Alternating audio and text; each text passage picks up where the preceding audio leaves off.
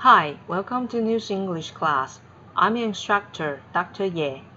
This MOOCs aims at helping you previewing essential course materials prior to your attendance at the classroom. Please spend sufficient time getting yourself acquainted with the contents provided. In our fourth episode of News English MOOCs, I will talk about the global recession by first introducing its definition, followed by a timeline of the Great Recession in history. By understanding the concept of global recession and its paradigm, we may get a glimpse of what goes on in the financial crisis we face today or in the future. This MOOCs is therefore divided into two parts: the definition of global recession and introduction to the Great Recession. A global recession is a period of economic decline that makes global impact. The global recession is commonly referred to the worst economic slowdown in world markets that hit the world's economies since the Great Depression in 1929. It is sometimes called the financial tsunami or the economic crisis. Here are some of the major recessions recorded in the history of financial decline after the landmark financial crisis in 1929. Now I will draw your attention to a more recent major recession took place during the late 2000s and early 2010s. It is known as the Great Recession. We shall see how the Great Recession came about, and we will look at some major occurrences through its timeline. Now we will take a look at its background. Bubble economy is the general background for the Great Recession. There arises in the price of assets that exceeds their actual value, and this market situation leads to overinflation. This situation is compared to a bubble. Now you need to know what mortgage-backed security is. It is a complex financial instrument by which debt owned by banks was bundled together and then cut into pieces and sold as an investment.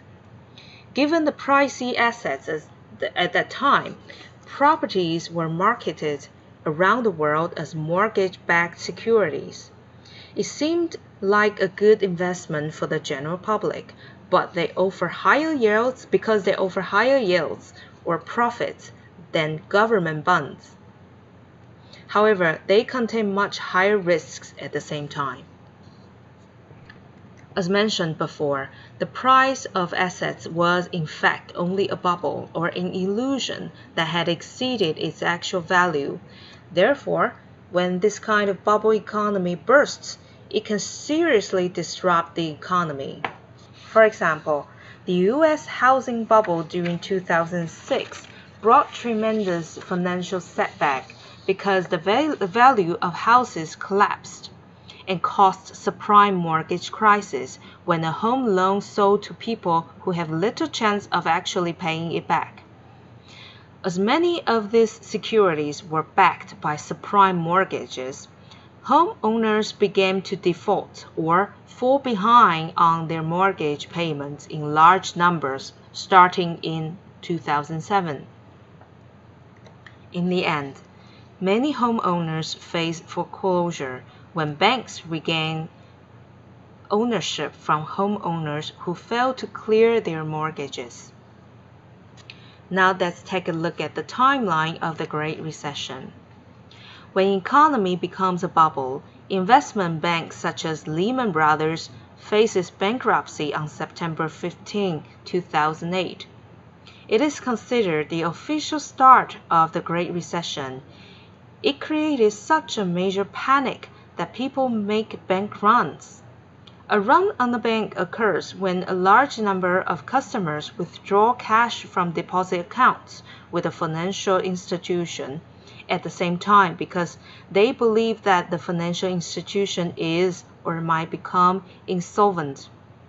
However, a bank may come to the point when it runs out of cash and may face sudden bankruptcy. Then, governments started to step in and offer bailouts or financial rescues. For example, on September 16, 2008, AIG, which is the world's largest insurance company, was rescued by $85 billion loan from US government. Also, on October 3, 2008, $700 billion TARP rescue plan was approved to save the nation's banks.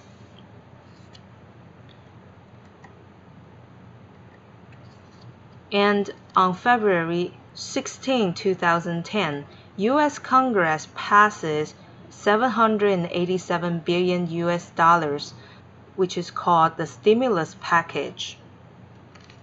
It is worth noticing that on April 16, 2010, Goldman Sachs was investigated by the U.S. Senate for prime mortgage-backed security fraud. Some argue that the result of the Great Recession is due to regulatory oversight of the U.S. shadow banking system or non-depository financial institutions such as investment banks that operate outside normal financial regulations. It rivals with traditional depository banking system and make it vulnerable to a bank run.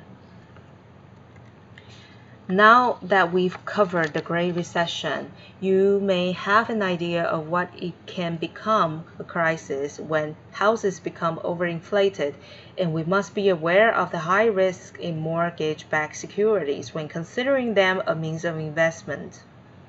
This is the end of this episode. Please remember to complete the online test for this session before the deadline.